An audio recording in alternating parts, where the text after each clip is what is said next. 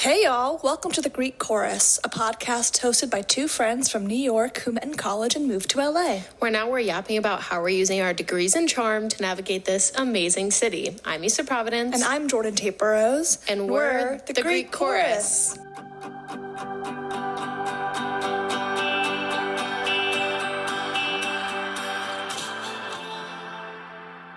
Ready? Yeah.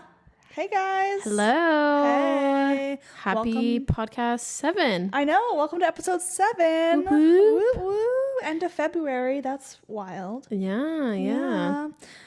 Issa, do you want to start us off with introducing what we're going to be talking about today? Yeah, of course. So today we're going to do a little bit of Hollywood history. We thought it'd be fun to look up some fun facts and talk about how Hollywood came to be. We thought it'd be easiest to break it down into like the 1910s to the 40s to the 70s, the 70s to the 2000s, and then 2000 to now. Yeah, I mean, the history of Hollywood is... We're not going to touch on everything today. Right. It's impossible. The history of Hollywood is really extensive and really nuanced, but it's really interesting. And I think even if you're not in the industry, it's an interesting thing to think about and talk about. And... Yeah. I think... obviously, I don't have the entirety of the history of Hollywood here for you guys today.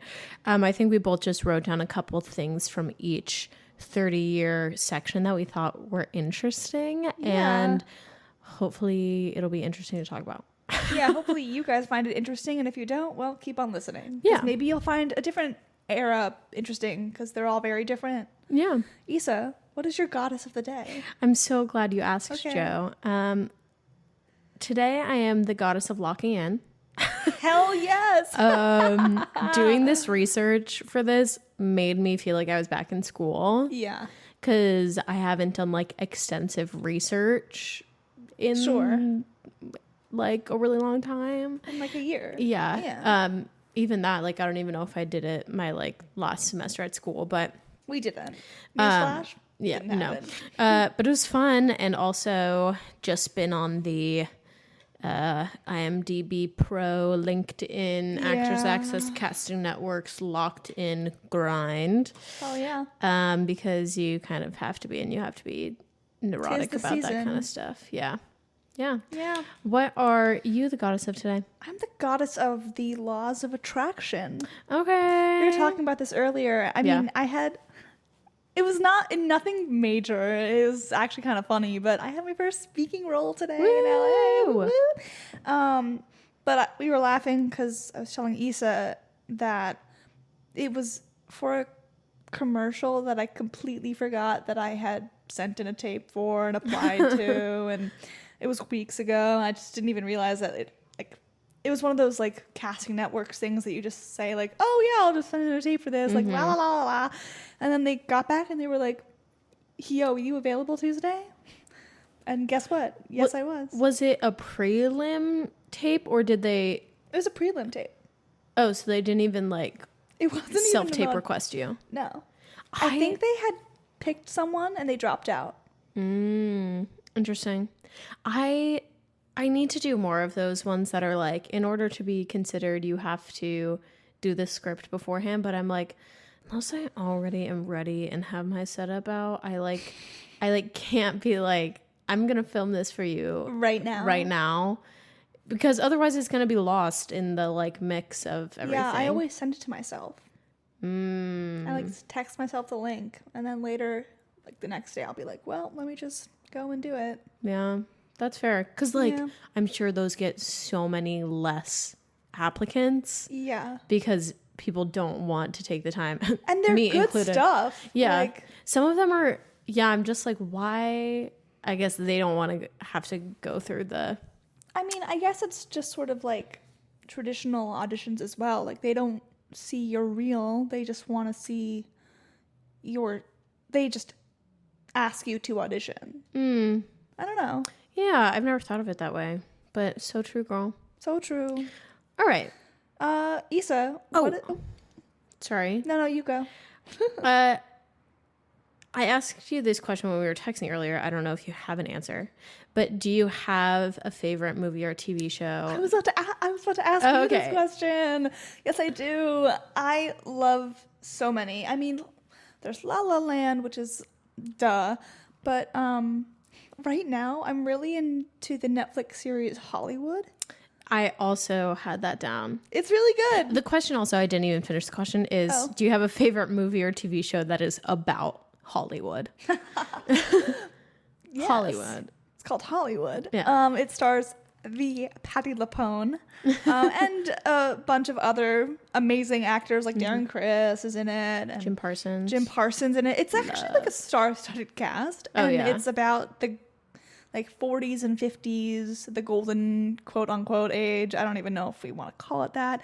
And about the first, she's fictionalized, but the first leading lady who was black, which is really cool. Yeah, and it kind of shows what background work was like at that time, which I really appreciate. It's like you go and you stand at this gate that is an unspecified studio. It's Paramount. Please, that's and they basically just pick you. If they're shooting a Western, who looks like a cowboy? If they're shooting a war movie, who looks like they could be in the trenches? Yeah. And that's pretty much how they used to do background work. And then if you didn't get picked for the day, bye, see you later. But it's so interesting, and it is obviously so dramatized. Yeah, but at the same time, God, it's interesting. It's so interesting. I also have another one. Me too. Do you want to go? Yeah, my other one is the movie Hail Caesar. Oh, so good. That one is so good. And it's funny having worked at these studios now that I'm like, that is exactly what that studio looks like. Yeah. Well, because they shoot it there. They might as well. Yeah.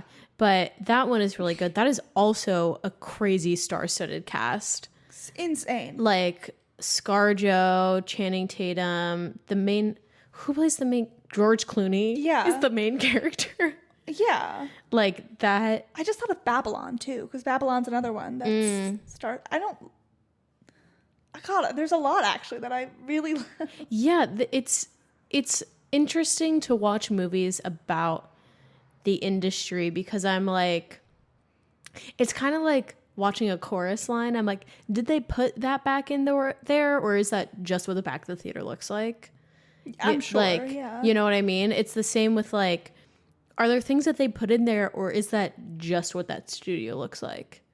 Because some of it, I mean, the older stuff obviously is different, but there's that show that I haven't seen, but it's about the making of superhero movies. It's new. I talked about this last episode. The franchise. Yeah, the franchise. I'm sure they shoot it at Warner Brothers, but I'm sure a lot of that is just what Warner Brothers looks like.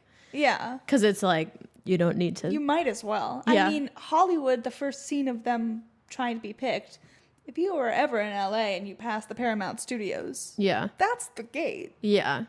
Verbatim. Yeah. They just blur out the Paramount sign. It's funny. Yeah. Yeah. But do you have any others? Two more, I guess. Oh, okay. Different eras though. The first one that comes to mind is Sunset Boulevard. Sunset Boulevard. So good. It's about the rise of the talkies and this woman, which I'll get into later in my first fact, but how women, and specifically older women, were tossed aside because their voices didn't match what they looked like because they were getting older and they weren't deemed usable anymore. And also, I really love this movie. It's an awful thing that happened, but it's so dramatized that it's almost funny. But Once Upon a Time in Hollywood. I hate that movie. Really? I mean, I don't like the feet in it. I am just not a Tarantino girl. I don't love Tarantino. And also I didn't know what it was about going into it. Oh no. And I am very much of the the thought process of, if I can't watch this without knowing what this is about and having the historical knowledge, it's not a good enough movie. Because I'm like, if I don't know who Sharon Tate is going into this, half of it doesn't make sense. Because it's like people are like, well, then like at the end she lives, and I'm like, okay. And they're like, no, but she like died, and I'm like, okay, I didn't know that. I wasn't read up on the Manson trials. So I went into the movie the same as you. I had no idea what it was about, and I didn't know who Sharon Tate was. But I honestly think it made it, for me at least, maybe I was a little wine drunk, but maybe maybe it made it better because, I mean, at least it made it feel like I was there because no one, like, if you're in the 70s and watching it, you're not going to be like, that's the Manson family. You'd be like, this is a weird little cult. And then you realize, and then you look it up and it's like, oh, it's the Manson family. Duh. Like, no kidding. But I can see. But I do have a problem. I will say Sunset Boulevard trumps Once Upon a Time because I don't like the way that Tarantino views women. Yeah. I think it's really fascinating that there's a lot of girly pops that were in that movie that are now booming.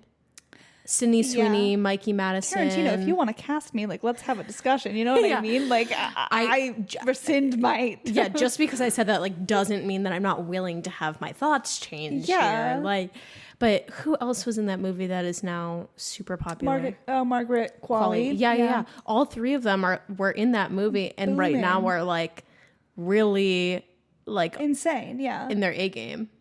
Tarantino, you want some feet pics, like... let us know, you know what I mean? Yeah, I also, like, I'm not a big action girly in the sense of, like, that scene where there's, like, flames and fun. I was like, okay. I don't know why, but that made me laugh. That scene made me laugh. I probably was wine drunk. But I do enjoy the scene of Margot Robbie going up and trying to buy a ticket. That's a really nice scene. I like that one. Yeah. I liked her in it. She's fantastic. Well, yeah. I don't not like her, and I love her. Like, she's to be fair, like, I like her all the time. She's fantastic. Yeah. But do we want to go into the 1910s to 1940s? Yeah. Do you want to, like, 1 kind of situation? Sure. Or? Both of mine are, like, the first few years. Love. I don't know if yours are. So I don't know if you want to go chronologically. Oh, that totally makes sense. Okay. Yeah, you go then. Okay. My first fun fact is why they all came out here. And I don't know if you read this in your findings, but there was someone named Thomas Edison, not the Thomas Edison you think. Different one. Although lighting does have a big... Yeah. Like, he had a play, but we're not talking about that Thomas Edison. Yeah.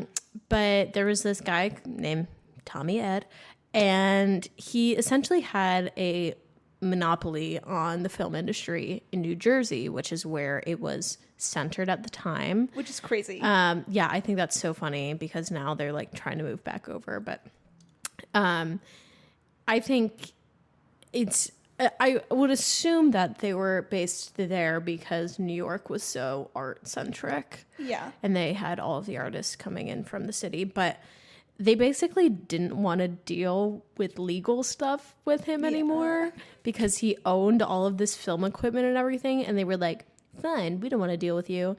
And they also wanted consistent weather to be able to film outside all the time. Yeah, and there's so one they place... were like... Yeah, they were like, I'm going west. And then they all got on trains and came out here, which I think is hilarious. Yeah. You go. And my other one is talking about the start of the studios here, which the first studio was called Nestor Studio, and it doesn't exist anymore, but it was essentially like a shack. It wasn't anything huge. It was like just a little building that was on Sunset, I'm pretty sure. But the oldest still standing studio is Paramount. Mm-hmm. And it was built in 1912. And I'm sure it's gone through a lot of iterations.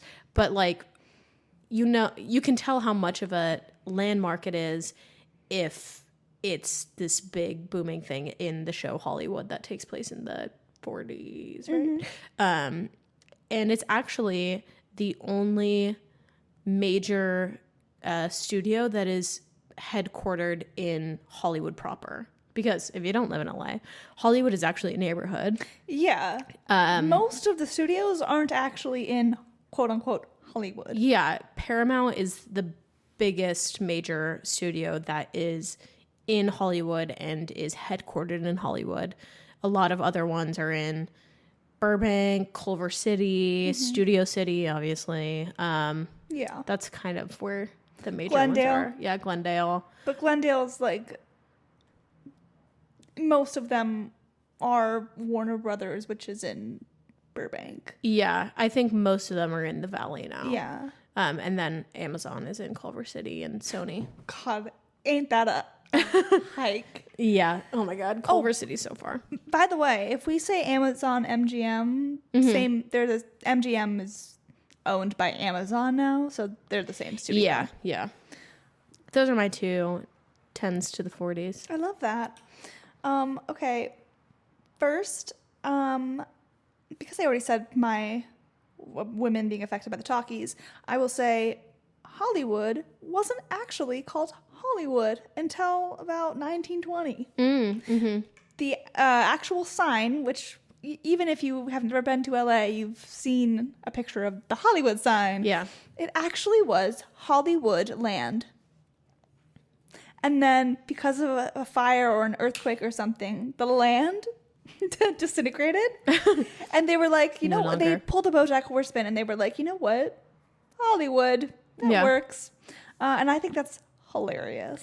I also don't think that they originally meant where Hollywood is. No, they meant it as like... I think they meant the Valley.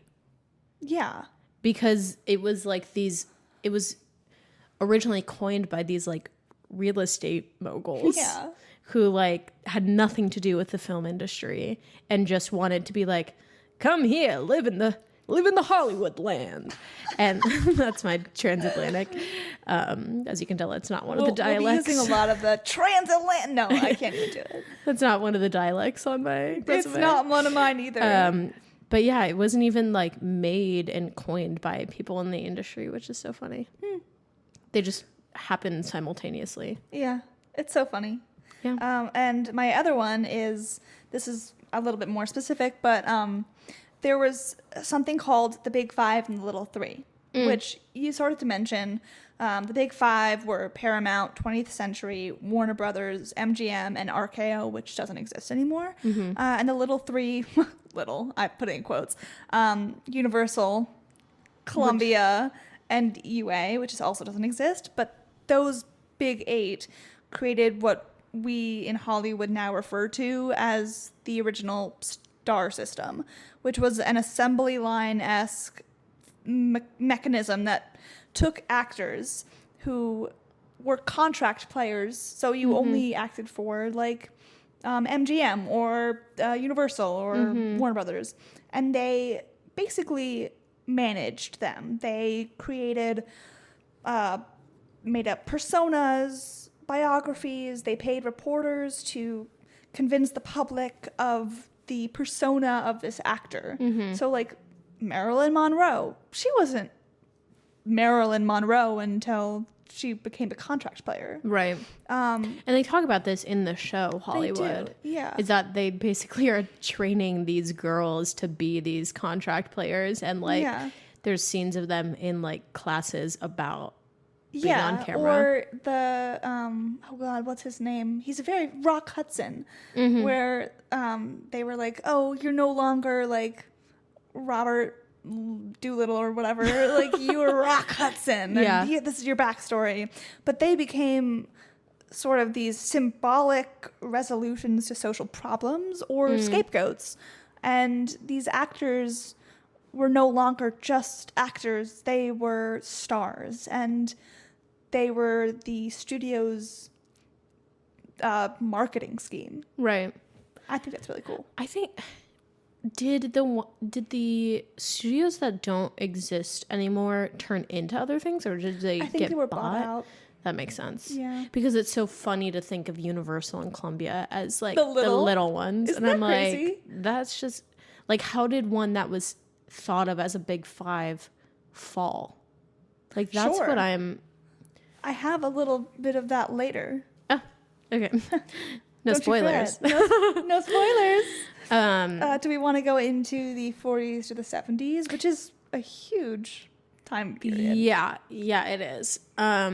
I kind of have one thing in a very broad range to talk about. Okay. And that is the rise of the movie musical.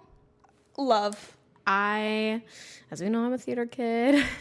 And What? and I grew up like as a musical theater kid. So I took history classes on musical theater. I love the musical theater history in Hollywood. Yeah, so I know a lot of stuff about the history of musical theater.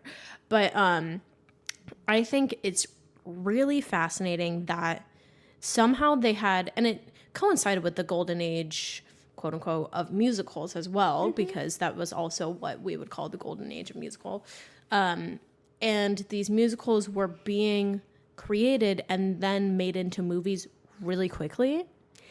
And also with ginormous stars. And I think that's really fascinating that between maybe the 70s still had stuff, but like in the 80s, 90s, early 2000s, movie musicals were not happening. No. And like Once Gene Kelly retired, everyone was like, it's fine. yeah, and like you also couldn't attach big names to projects like that either. And they kind of converted into like, there's going to be one singular episode of this show that happens to be a musical. And it's like, okay, sure. Like I'll watch Neil Patrick Harris sing about Suits and How I Met Your Mother. Sure. Yeah, or I'll watch Barry Allen go into, or Riverdale. Yeah, like Please. It's so weird though that like somehow it went from this huge thing and now we're seeing a little bit of it. I think With La La Land. La La Land and with The Greatest Showman too. Yeah, for sure. Hugh Jackman is carrying musicals on his back right now. Hugh Jackman has been carrying musicals Yeah. on his... Can you believe that he didn't start singing lessons until he was 18 years old? What? There is a filmed version of him doing Oklahoma, So but it's a good. filmed stage version. Yeah. I've But seen that. the girl is in like Daisy Dukes. It like doesn't make sense. But I It was have the 80s. yeah, it was weird. But I have a list of the ones that came out in that time frame that I think are the most influential and the people attached to them because Please. I don't even think you like Showboat, Singing in the Rain, 42nd Street, An American in Paris, Gentlemen Prefer Blondes, Kiss Me Kate, Guys and Dolls, Oklahoma, Carousel, The King and I, Sound of Music, South Pacific, West Side Story, Mary Poppins, My Fair Lady, Funny Girl, White Christmas, etc. Those are some of my favorite movies of all time. Oh, yeah. And people like Gene Kelly, Marilyn Monroe, Ginger Rogers and Fred Astaire, Frank Sinatra, Marlon Brando, Judy Garland, obviously, Audrey Hepburn, Rita Moreno, Cheetah Rivera, Dick Van Dyke, Barbra Streisand, and if I could meet any one single person in the world, Miss Julie Andrews. I love her. Like, I her can't even argue with that. so much. She is literally my, like, if you could have dinner with anyone in the world, Julie Andrews. I love her. Yeah, I'm into that. She was like the queen of 1955 to 1970 musical movie. She was supposed to be in My Fair Lady, and she turned it down so that Audrey Hepburn could be in it. She's insane. Yeah. Yeah. Love her. But, like, it's insane to be, like, all of these musicals that are probably still... I'm pretty sure Oklahoma had, like, 5 years in a row where it was the most produced musical. American in Paris is one of my favorite movies of all time, and it was huge on Broadway. Yeah, Singing like... in the Rain, like... These shows are produced so often still. Like, I'm sure half of the high schools in Oklahoma have probably done Oklahoma in the past 10 years. They shouldn't, but they have. Yeah. Or like Funny Girl is having its resurgence. Like West Side Story always my fave. Like the casting at that time, Yeah, not we don't good. acknowledge it. We acknowledge the correct casting of Rachel Zegler. Yes, but I do think that original movie is better. I agree. Except for the Natalie casting. Wood. Yeah. Who did tragically die Yes, rest in peace. on that boat? It ain't about you, girl. We're not talking about you. We're talking about the casting director's choice. It's not your fault, girl. Okay. Yeah, but the golden I enjoy that the musical and the movie were melding together in that time frame, which is something that hasn't happened since. I think specifically the 60s too, in the late 50s, like the mediums really melded together in a way that hasn't happened again. Yeah. Let's make a movie musical, babe. Yeah. Which I've also had this conversation a lot. Oh?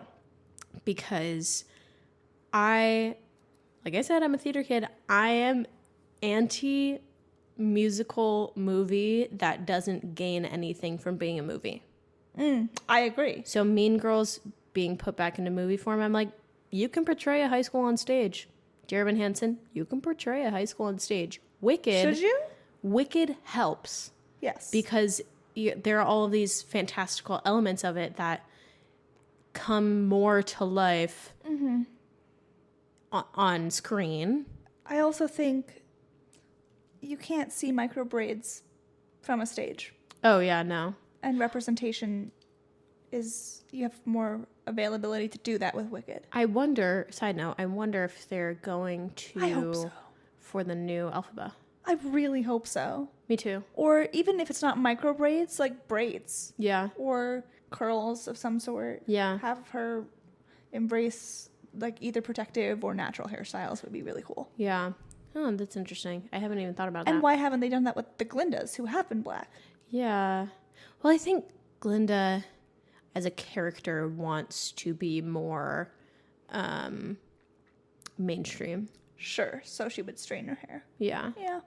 This is not a podcast about Wicked, but it could be. But we've mentioned Wicked like 4 out of the 7 times. It's becoming a podcast about Wicked. But I don't even know what musicals right now I would like to see go back into movie form. But I don't know. Maybe like Once on This Island. Yeah, if they shot that in the Caribbean, that'd be sick. That'd be a really cool. I don't know why this came to mind, but Book of Mormon. Yeah. I don't know. I think half and half. Half and half, sure. Because they can, it'd be interesting to see it on location, but also, they're just normal people. I would also love to see Funny Girl. Selfishly. It already exists in movie form, girl. I know, but a reboot? Selfishly? No, this is what we're getting away from. Okay. I hate a reboot. You hate a reboot. Whoa. You hate a reboot until you're casting a reboot, babe. So true. This is so off topic, but whatever. The person that they cast for Elle Woods is spot on. Reese Witherspoon. That is Reese Witherspoon. That is the most insane casting. Someone cloned her. It made me feel good about not sending in a tape. Did you almost send in a tape? Yeah. That checks out. I would. Because I was like, why not? They're casting their friends now. Well. Well then. But my friend was like, you should send one in. And I was like, I don't know if I look like I'm not Reese Witherspoon enough. Yeah. Sure. And she was like, no, you should still do it. And then I was like, whatever. Now I'm like, thank God they wouldn't have chosen me anyways. Yeah. But I told you this the other day, putting it into the atmosphere, I want to be Rapunzel. I want you to be Rapunzel. I want to be Carrie. Put that into the atmosphere. I've had people say, Blondie has actually said that my singing voice does not match my acting because my singing voice is, I'm a trained soprano. Yeah. And it doesn't necessarily match my normal tone. Yeah. And I feel like Rapunzel aids in that. Yeah. Yeah. I feel like she still has the Disney voice, but not in the same, not in a speaking tone. Yes, I would agree. Yeah. Someone cast Issa Providence. Please. And if not Issa Providence, a woman of color. Yeah. That's the trade-off. One or the other. That's the trade-off here, guys.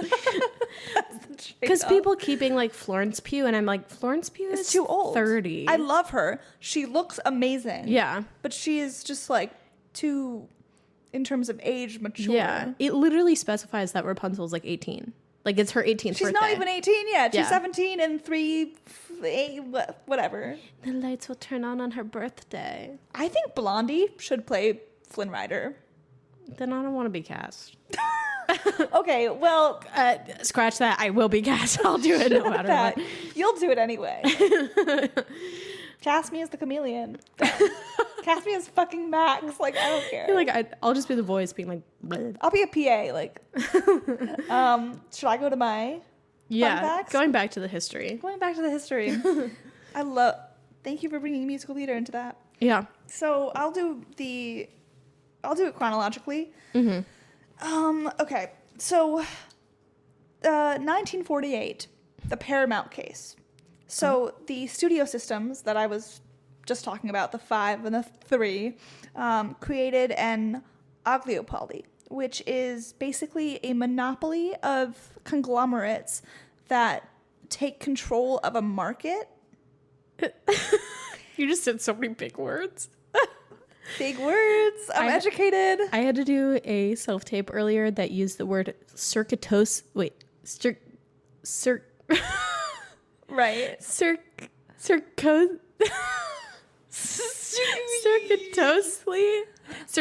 That's not a word. Simply not a word. I like couldn't. It literally took me like about boop. You know what that reminds me of?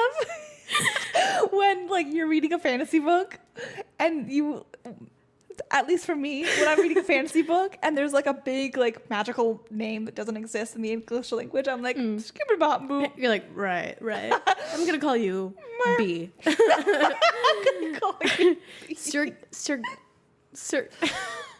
You got this. You have your phone. You can look up the script. I literally can't say it even looking at it.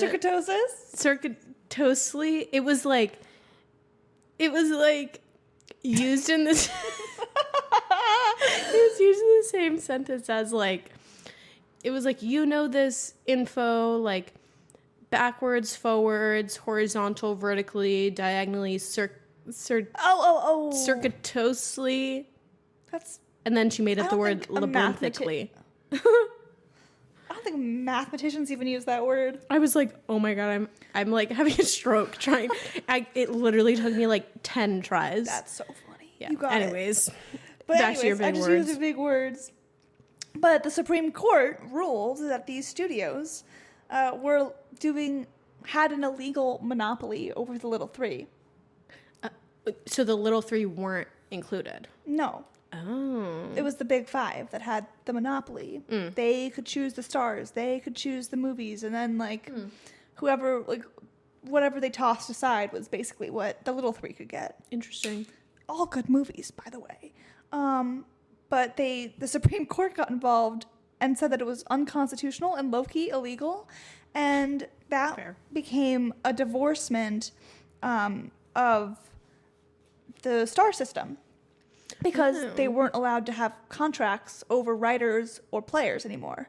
And that is how the rise of the agencies prompted the little movie studios to be able to get the stars that they wanted and audition and get writers to send their stuff to them and do first bids. And with that disintegration of the oligopoly or whatever it's called,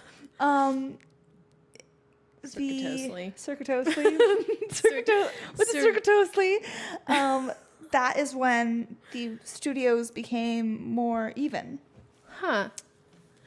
So I'm asking you this as if you're gonna know these questions. I actually have an entire, I have a 35-page notes that I took. Oh, good. From my history of film. So, yes. Oh, okay. I wonder if a lot of this is also in that book that I gave you about Warner Bros? It is. Oh. I did. I also looked at that. Did the people that were training these people and essentially being their agents, but through the studios, start their own, like leave the studios? Yeah.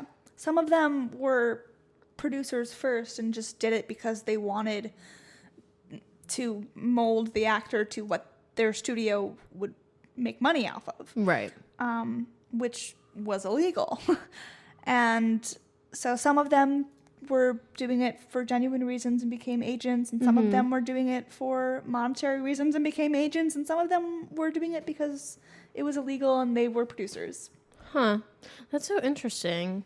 Like, it is kind of funny to think now that there are certain there's certain actors that you see on, like Millie Bobby Brown, Netflix. That's who I was gonna say. Like they clearly have something together because she's in only Netflix stuff. Disney basically illegally made contract players in the early 2000s for years. Like Miley Cyrus. That's why all of the, I mean, we could use, I didn't even put this as my 2000s, but that's why all of the girls who we saw like went crazy because they were overcorrecting after their Disney days. Because Disney, in a way, made them mold their personalities to exactly what Disney wanted. Right. Disney, we're not backtalking you. If you want to cast us, we know that you are righting your wrongs. You're righting your wrongs, kids. It is so interesting that, like, whether told to or not, stars that are in, and they are probably told to, stars that are in child stuff have very clean outward images as well, even though they can be whoever the fuck they want outside of the show. Yeah. You know, it's probably also like from a managerial. Yeah, manager standpoint of like, if you want to keep being in child stuff and have your fan base, you have to be able to appeal to them. But that is so interesting that like the Supreme Court was like, nah. Someone got involved and they were like, guys, please, we don't want to have to send you back to New Jersey. Like, you know what I mean? Yeah. I guess for my second one, in terms of the star, like stars being a resolution or a scapegoat, my second fact is McCarthyism and the rise of the Western. Well, good fact. Yeah, if you have come this far and understood, I'd say 70% of what we are saying, you've probably heard of McCarthyism, which was after World War II, America began to be very afraid of it was the Cold War, and people were afraid of the USSR at the time, threat of atomic bombs. Yep. And communism, just put it frankly. And so McCarthyism was this asshole. I wish him mediocrity. But McCarthy basically made this thing in the government where it was a pointing fingers and blaming situation. And a lot of the people, I mean, Arthur Miller was one, who was of the most notable McCarthy victims, where you would point to people in Hollywood who had too much power and went against American ideologies and pointed to them and said, you're a communist. And people would stop believing in them and yada, yada, yada. It was That's bad. part of the movie. Yeah. Caesar. Yeah. There's like a secret communist society. Yeah, it's so funny. Literally, people thought it was a secret society. Yeah. But that's when, yes, Westerns were popular in the silent film era because of the trains, the railroad. They wanted to justify that and justify the, obliteration and massacre of Native people. But to put it frankly. But the Western, which, by the way, fun fact, Star Wars is considered a Western. Ooh. Why? Because it's one guy who comes from this, like, think about all the characters in Star Wars. And then Luke comes out, and there's, like, this, basically, like, a gunfight, but with sabers. And it's about territory, and they, like, have all the characters of the stereotypes of the Western. They have Princess Leia being, like, the damsel and stuff like that. So I think it's interesting. But to say that, the quote-unquote modern Western, which is, like, High Noon, which won a bunch of Oscars. Think about that kind of Western.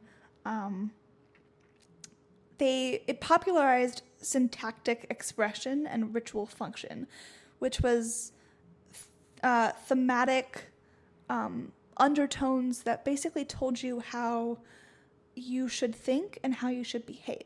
And it forced Americans to internalize what was deemed as U.S. values and justified aggressive otherization.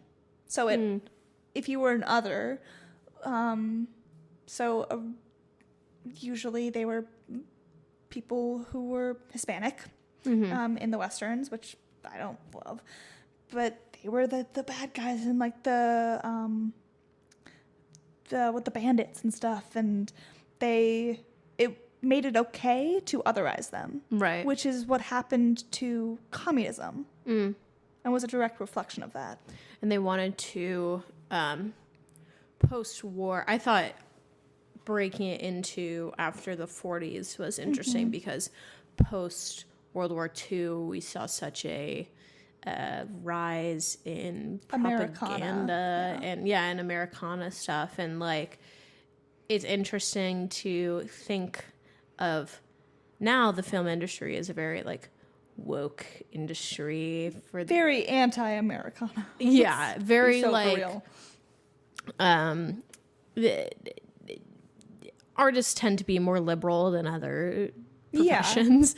But back then it was just like with South Pacific, there's this whole musical about how these white people go into the war and are the good guys. Yeah. Ooh, and there's a whole war going on, and this girl's singing about, I'm gonna wash that man right out of my hair. Or American in Paris. Yeah. Where this guy, this veteran, post the occupation of France, goes and moves to France, and the French girl falls in love with him because he's an American soldier. Yeah. Or Oklahoma being so, like, pro... The railroad. Yeah. And pro, like, living in the middle of nowhere in America. Guys, we have friends from that area. We love them. It's beautiful. Sure. I don't know if I know anyone from Oklahoma. You do, Katie. Katie's from Kansas. Yeah, but that's the same area. Oh, but I mean, like, Oklahoma. Well, yes. Yeah. I don't think so, but... Do I? I don't know. I don't think so. Yeah. But, yeah, it is just interesting to look in, what we deem the golden age and see how many of those classic films are rooted in pro-America. Yeah, and also white supremacy. And they made it okay to otherize because if you didn't, then you were the problem. Right. And it's so it's so interesting to be like, we're going to write this musical. No shade, Sondheim. I love you. Rest in peace. Rest in peace. If you want to cast us in a Sondheim musical, cast us in a Sondheim musical. But being like, we're going to write this musical specifically about these Italian Americans versus Puerto Ricans. But we're not going to cast Puerto Ricans. What? Like, we're that make sense. One Latinx person. Yeah. Shout out Rita Moreno, who is just, that's one person I'd love to have dinner with. She's awesome. She's so bumping and shaking. Hell yeah, she is. Jane Fonda's another one that I would, oh my God, her speech at the SAG Awards. It was so good. Next week, we're talking about all of the awards because the Oscars are happening on Sunday. So we're going to go through all of the awards that have happened so far. We'll talk about it. Yeah. I guess now we're in the 70s. Yeah. Flower power. Flower power. I love the 70s. You love the 70s, which is why I think you should kick off the facts. I have one really long story. Well, okay, sorry. Okay. So as we were talking about the Hollywood sign earlier, from it being built in when was it built? Do you know? Hundreds? Oh, no. Hundreds. I think 1800s of some sort. The Hollywood sign? No. Hold on. Googling. It was built in the 20s, I believe. Oh, no, I'm thinking of Statue of Liberty. Crazy. The hundreds. When was But from it being built until 1978. 23. Yeah. Okay. So from 1923 till 1978, it went through a lot of torment. It was vandalized. It had a lot of the land part of it was taken off. It was just in really rough shape. And so they wanted to restore it. And have you read anything about this? The person who spearheaded the restoring of it was Hugh Hefner. You're joking. The What? runner of Playboy. And I don't know why he decided to take it upon himself, but didn't read that part of the article. But essentially, he had this fundraiser. Well, I think the Playboy Mansion is like right at the base of... No? It's in Beverly Hills. What? Yeah, it's weird. We should pull a Gloria Steinem with our girls. Just break in. But it's the address of it is on Google Maps. Like, it's a historical landmark. No, it's not. Yeah. That's awful. It's like 3 houses down from P. Diddy's house. Yeah. Anyways. That makes sense. So basically, Hugh had this big fundraiser event to raise money to restore the sign. And there are people that sponsored each of the letters. And each letter, for some reason, cost $27,700. Like, I don't know who came up with that number. Also, when it was first put up, it had lights on it. Fun fact. I gotta ask my dad about that. But I'll tell you later.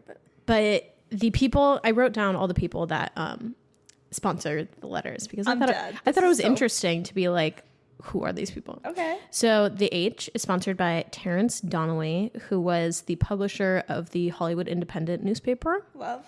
The first O was Giovanni Mazza, who is an Italian film producer who at the time was moving some of his production over. With the spaghetti westerns. Sure. Probably. Spaghetti westerns were westerns that, because, fun fact, California is the one state that is almost an exact climate match to Italy. Oh, interesting. So when westerns got too expensive to shoot here, they would shoot in Italy and have Italian producers. Well, probably Giovanni. Yeah. The first L was Les Kelly, who, so random, was the founder of the Kelly Blue Book, which is like about cars. I don't know why Cars. him and Hugh were friends. Then the second L was... I know why. Gene... For cars? Playboy. Oh, sure. But it's more about, like, to look up stuff about your car. It's weird, I think. Okay. The second L was Gene Autry and KTLA, which still exists. Gene was a cowboy actor. I don't know why he's with the news, but he did. Y was... Actually, it was to honor Hugh Hefner because Jack Foreman, who was the Chamber of Commerce president at the time, was at the event. Right. For some reason. And he basically was like, oh, we've raised all of this money at this fundraiser, so we're going to use... They had raised like $45,000, so they were using half of it, roughly, to do the Y. And he put it in honor of Hugh because he was the one that was spearheading it. Okay. The W is Andy Williams, who's a singer. The first O was Warner Brothers Records. I don't know if that's anything still a thing? different. No, I just think they have like a music company. Yeah. So Warner Brothers. The second O was Alice Cooper, but for Groucho Marx. he apparently they were neighbors, and so he was friends with Groucho. Okay. And Alice Groucho? Cooper What a was name. a singer, and Groucho was a comedian who had a great mustache if you look him up. And then the D was Dennis Litke, I think, and his company Gribbet Graphics, because he was a graphic designer. All men. Yep, all men. I just think it's really interesting that none of them, except for Hugh, are recognizable names. Yeah. At least now. Like, I feel like if I sponsored a letter on the Hollywood sign, that would be, I would not live that down. Like, I'd be like, I would want that memorialized on my tombstone. yeah, which probably for those people who are, I mean, this wasn't that long ago. Like 78 was not. That wasn't long ago at all. Yeah. But I wonder why these people that weren't necessarily huge, or maybe they were huge in Hollywood and in the industry, and we just don't know them now, but people that aren't still household names were the people that were funding it. I think that's exactly why. Either because they wanted to become household names or wanted to stay household names, or they just had enough money that they didn't really care. I think it's so interesting though. Yeah. Like, yeah. Because I feel like nowadays, if they were to revamp it again, it would only be people that we recognize. Oh, yeah, for sure. It would There'd be like be a whole thing. Yeah, there'd be one that was like Viola Davis. Yeah. Meryl Streep. There'd be one that's all of the Kardashians for sure. Which one would that be? I feel like that's like one of the D, like at the D or something. I Yeah. feel like that would be Yeah. very. But apparently it was down for 3 months. Huh. And it was down from August of 78 to November. And in that time, they created like a committee or some type of non-profit to make sure that it stays restored. That's awesome. So slay Hugh Hefner for that and that only. Yeah. Yeah. I agree. What's your stuff from the 70s to the 2000? turn of the Turn millennium? of the cinch. Okay, I have two pretty big ones. So the first one is the American counterculture. And the cynicism of the Reagan era created all of these movies that really sparked the idea that, wait, hold on, for the last 50 years, why have we been so Caucasian and so American? That's weird, and so male, too. Yeah. So I think I would like to just say The Fast Times at Ridgemont High is one of the first big high school movies. I mean, you'd recognize 16 Candles and Breakfast Club and all of the Heathers, those big movies of the 80s that were really big. All were inspired by movies like Fast Times. And because Fast Times was one of the first high school movies, it is just as important that I mentioned it's the first high school movie to ever showcase a person under the age of 20 getting an abortion. Interesting. And that, even now, especially now, is so counterculture. Oh, totally. And so important to... Well, especially like in the past fucking 6 months. Yeah. Now, like, and I can't even imagine. It's huge. Watch Fast Times at Ridgemont High, please. The second one is... because it's Black History Month, I really wanted to showcase the LA Rebellion of the 70s. It was a part of the American counterculture and the cynicism of the Reagan era, where instead of being... The Reagan era was basically him making propaganda for everything's okay now. Yeah, we're not doing so well in Vietnam, but... Yay, America! Like, woo! And everything's okay, but it really wasn't for anyone who wasn't white or a man. Yeah. And Totally. So the LA Rebellion was considered a wave of LA-based Black indie filmmakers to push back and oppose the history of Black representation in Hollywood, which was pretty much servitude rules. Yeah. Did it rise with like hip hop and rap culture as well? That was the 80s. This is the 70s? Oh, okay. Which I think is really interesting that this came before Yeah. the rise of hip hop, which also was mainly in New York. But, well, no, there was stuff in LA Have you too. seen Straight Outta Compton? True. Like, yeah, well, to be fair, that sparks the whole West Coast versus East Coast debate of it all. But no, it was mainly because, I think this is really cool, art schools opened up for everyone to participate in LA. And also, I mean, the West Coast, unless you live under a rock, you know that the Black Panthers were based in Oakland. yeah. And huge for pushing back against peaceful protest, because they were like, even unless our voices are heard, no change will happen. Yeah. Which is, I'm being general. There's a whole history behind this. Right.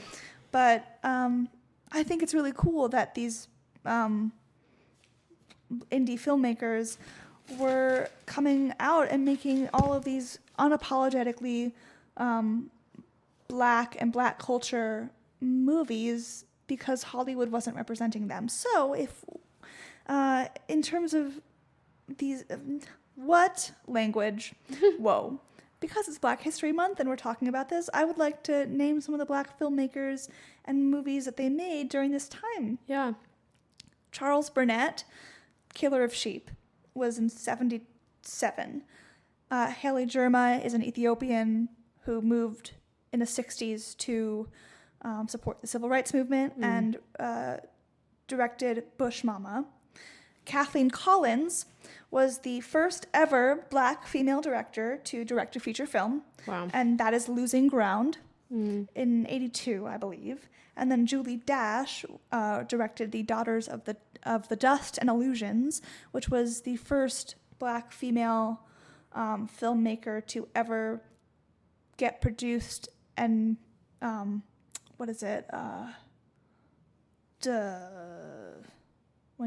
Distribution? Yes, of all of the studios bought it and made a major theatrical distribution for the first time, which is also in 1982, and that shocks me. I mean, it doesn't shock me. That historically that makes sense, but I think that we need to recognize these amazing women and men and non-binary folk who weren't non-binary at the time, or were but didn't identify, who made these counterculture movies that were so important. Totally. I mean, like, it's so fascinating, and I'm sure you saw Timothée Chalamet's speech at the SAG Awards. Like, I've seen so many videos of people being like, it is so fucking important for a young white guy to shout out an older black woman.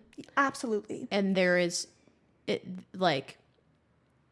nothing else to it other than that is so fucking important right now, because it's like and for someone like Timothée Chalamet, who has been acting since he probably could walk, to shout out this woman that didn't get her big break until she was in her 40s. Yeah, until her 40s, and still consider her one of the greats is really fantastic. And I think she's one of 6 women to ever EGOT, and one of 2 black women to ever EGOT. Yeah. She's insane. Yeah. Live, laugh, love forever, Viola Davis. You are one of the greats. Yeah. And I think it's such a fascinating rabbit hole, if you will, to go down, because and again, going back to that show Hollywood, it's like this black actress in the 40s is excited that they want her to work on something, and then they go and make her the maid. And you can see how it affects her, because it's like, oh, that's just because I'm the only one that you guys can put, quote unquote, you want to put in this role. It forces it forced black actors to internalize that was all that they could do. Yeah, and I know that, like, when we were at Syracuse, they were going to do, what is it called? Green. Oh, God. Oh, my God. Yeah, I know what you're talking about. It's about, like, the white family in the Hamptons. Yeah, the Green something or other. Gosh. And the students of color were like, no. This show rightfully so. Yeah, does not have roles for us if you're trying to cast it like how you're probably going to want to cast it. And they had mentioned that was what they wanted. Yeah. And it's like screwed up. And then rightfully so, the department changed what show they were going to do that semester. Mm-hmm. But it's just like and this is what I was talking about earlier with West Side Story, is it's like these parts, most of the time parts were not written for people of color. Mm-hmm. And even when they were, they still didn't cast people of color. Yeah. And that is like the most insane thing. It's disgusting. Like, it's like you want to tell their stories, but without them, like that doesn't make sense. It doesn't add up. Yeah. Do you have anything else for That's pretty much the 70s to 2000s. Yeah, I don't have anything specific for the 21st century other than I think it's really fascinating right now that things are moving out of Hollywood. Yeah. And becoming film industries in other places are becoming a lot bigger. Atlanta especially. Huge. A lot of stuff in like Toronto and in Westchester, New York. Yeah, like London. People want to use the actors from New York, but they aren't willing to leave New York, so now they have to figure that out. There's a huge Lionsgate lot that just opened in Yonkers a couple years ago. Yeah. I think they're building something in New Jersey right now. Is that Netflix? Yes, yeah. It is. They want to move stuff to Mexico City. They just want to move places that are cheaper, essentially. And I know Newsom wants to pass laws, if not he already did, about making film stuff have cheaper taxes because he wants because he wants them to come back because it's such a huge part of California's industry. Yeah. But it is really fascinating that, like, because I just moved here, I'm selfishly like, come back.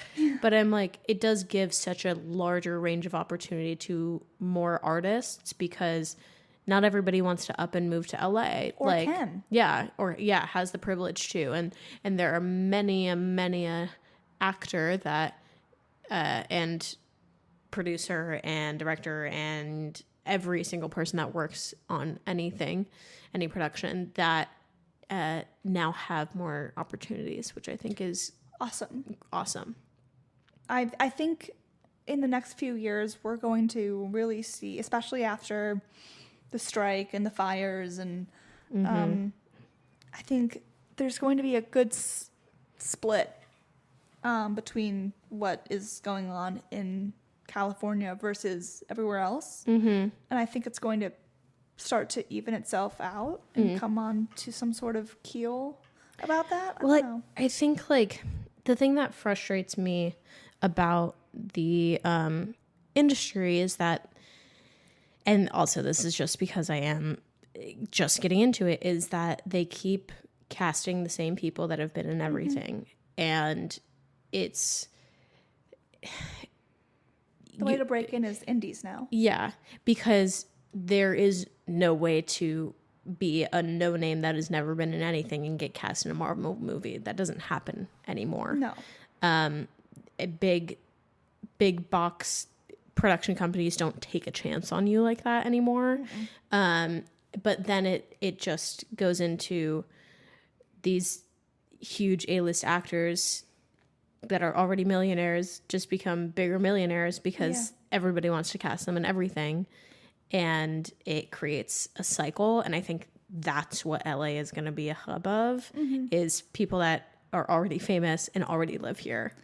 So that goes into one of my facts, which is kind of, you explained half of it, but in 2020, so pretty recent. The Paramount decrees of 1948 that we were previously talking about, of studios and big conglomerates not being able to have a monopoly over smaller names, was terminated.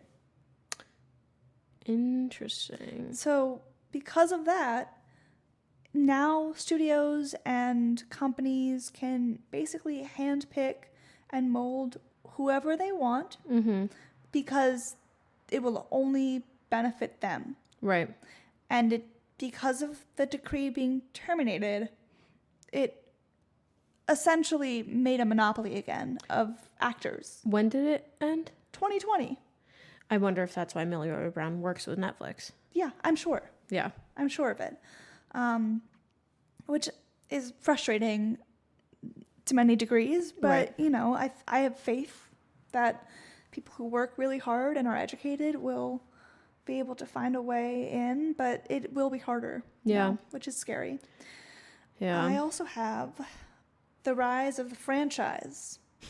The rise of the franchise. The rise of the franchise and the fantasy and how big those are, because you can't talk about the last 10 years without referencing Marvel and referencing Disney Plus. Yeah, I mean CGI and Everything for lack of other terms, AI and like all of that stuff is just so good now. Yeah.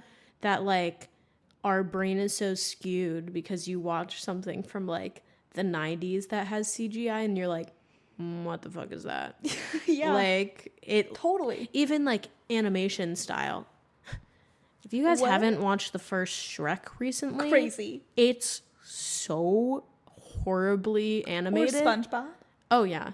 Or The Simpsons. It's Scary. It's crazy how quickly it's evolved. If like it didn't even exist. Like CGI that is used now did not exist 15 years ago. Star Wars was all practical effects pretty much, Yeah. which is nuts to think about. It's insane. Like sometimes now I have to watch shows and be like, I can't tell if that's real or CGI. I'm like, how much of that set are they actually using? So how much of that is real? Season 2 of Heartstopper, they used essentially no extras. And they in the Louvre scene, there's hundreds of quote unquote extras. Ooh, Scary. hate that. Hate that. I think about scary. it with Silo. I'm like, Yes. how much of that is real? Actually, a lot of it. Oh, really? Apparently. Well, I literally was. Hi, Liam. I was talking to Liam yesterday evening, and I was like, I asked him that question. I was like, "Do you guys have extras?" And he was like, "Yeah, we do." But I want to know how many floors of stairs there are. Oh, That's I what should I'm ask him curious that. about. I'm like, how far up can you go? How far down? Does it go all the way around? Is it only certain? Like, because you can't tell. Yeah, you can't. It's so scary. Yeah. Which I think also brings me to my last point is cinema itself now, because of digitization and streaming and how starkly different it was from the 30s, is considered fantasy in of itself. At least I think so. Yeah. I mean, there's so much of movie making now that is post because it can be. You know? Oh, for sure. Like, just because it can, they will. Yeah. And I think that was not to bring it back to Wicked, but that's what was nice about a lot of Wicked is John M. Chu was like, no, I want a lot of this to actually be real. John M. Chu supremacy. Yeah, please. That should just be how we round it all out. No, we don't have to. Well, do you have any hot takes? I do. Do you? I have one. Okay. I'll go first. My first hot take is just ask. Just ask. I'll tell you about it later. I think I told you about it already. But I'm in interviews to be a PA for a big TV show. That would be really cool. I don't think I'm gonna get it, but that would be cool. And I was telling like some of my friends from home and also from like Q's, and they were like, how'd you get that opportunity? And I was like, well, casting asked me back to be an extra, even though they tell you you can't come back. Then I came back. And it's clearly they liked me a little bit. So I go up to, like, I went up and I asked them, hey, can I send you guys my PA resume? I'm interested in being a PA. And they said, sure. Yeah. That's it. They could have said no, and I would have been like, cool, thanks. Yeah. Why not just ask? Don't be rude about it. Don't be like, I'm sending you my yeah. Just be nice. Be open. The worst they can say is no. You know what I mean? Like, just ask. Yeah. That's my first hot take. My hot take is that people that say that TV is dying aren't watching the right things. I agree. And I think kind of in the same sense of, rise of CGI culture, I think some TV right now is super cringy, and a lot of comedy is just like, right now it's just like a little cringy. I will say comedy was really great 10 years ago. Like, it still is. They're still great. But with like the ensemble comedies were great 10 years ago. Drama is killing it right now. Yeah, I think the 2010s had fantastic, like Modern Family, Parks and Rec, The Office, New Girl, yeah. But right now I think what's really, really good is like what I call thinking thrillers. Yes. Which is, I just started Yellow Jackets. Yes.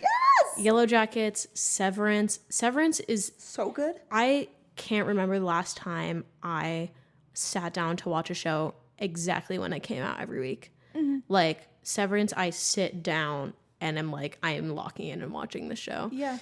Silo is like that too. It's like shows that have such meticulous people on their production, and it makes it so enjoyable to watch because it's like, oh my God, none of the, like, Ben Stiller will very avidly be like, nothing in Severance is a coincidence. Everything here is extremely intentional. And so, like, I think it makes it so much more fascinating to watch. Yeah. Because you have to be really focused in order to get everything out of it. And I'm sure even if I watched it again, there would be even more stuff. Like the other day, Ian and I accidentally watched season 1, episode 5 of Severance instead of season 2, episode 5. You guys are telling me about and this. Yeah. These similarities we would have never known had we not rewatched season 1, episode 5.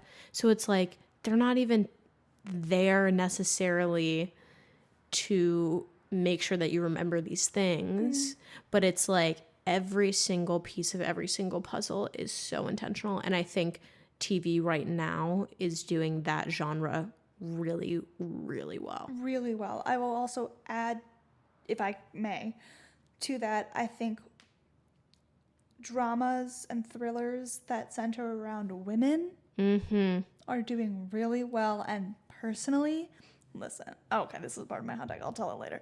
But personally, that makes me so happy. Yeah. Because,